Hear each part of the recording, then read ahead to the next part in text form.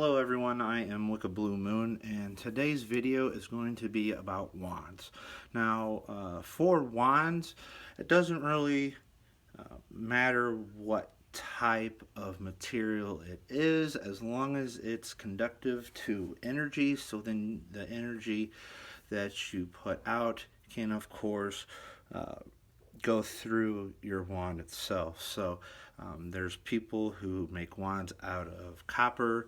There's people who make wands out of wood, other types of metal, granite, anything that you want to that can hold energy in it very well will make a good wand for you.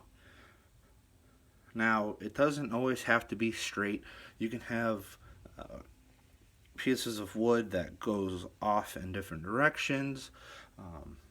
Just whatever speaks to you is what's important for wands. So with that being said, I'm going to show you what I made with my wand and kind of describe all the meanings for you, and show you what kind of crystal this is, in case you wanted to go ahead and make a wand of your own. I also have a YouTube video showing you how I made another wand as well. So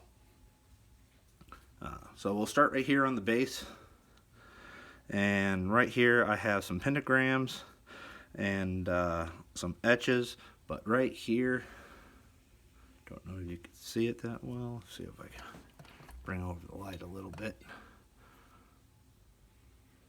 There you go. Right there, that is a rune for Bragana, which what I'm using it for is for growth. So I put it on one side of the wand with pentagram on the other to represent the 5 elements. And then going up a little bit, you have these dashes in the wood, kind of break up the pattern a little bit. And then we have this crosshatch pattern, which if you look right here is an eye, and then it goes up to an ear.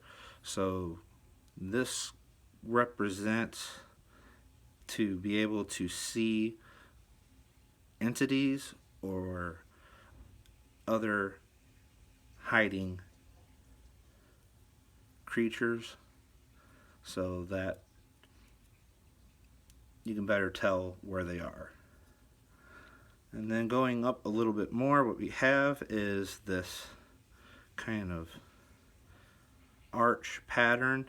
Now this for me represents the doorway to the astral plane.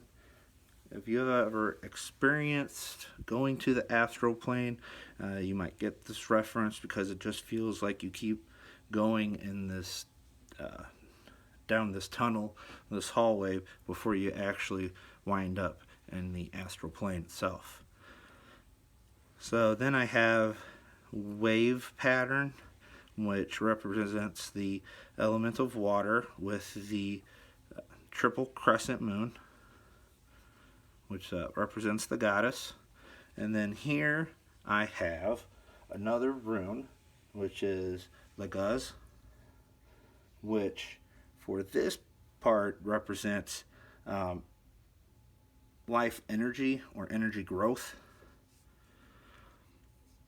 And then going up more, I have this eye pattern right here, and also on the other side there's an eye pattern for opening up your third eye, again to be able to see entities or creatures that are hidden from your natural senses. So right here I have kind of a bend. This represents wood.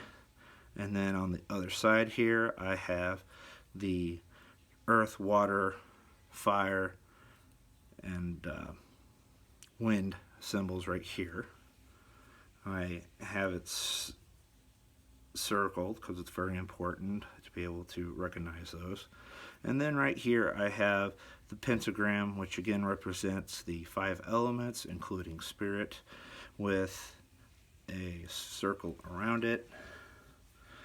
And then if you look back here, I actually have chains making a triangle, and the three marks right here. This represents to be able to bind certain harmful entities.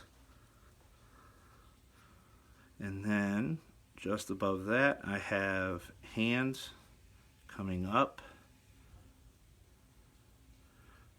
and this represents the energy. This ball right here represents energy.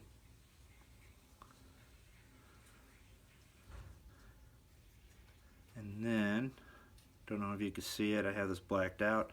Then I have a doorway up here, which is to the spiritual plane.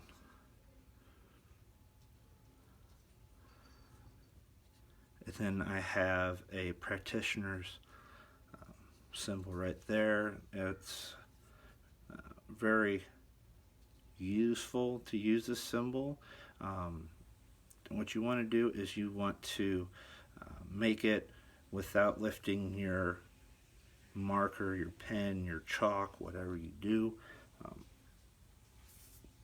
You don't lift it up, so you can actually make this in one fell swoop. And then I have some twine here, which I painted black. And this right here is a polysilicon crystal, which I got from one of my past jobs.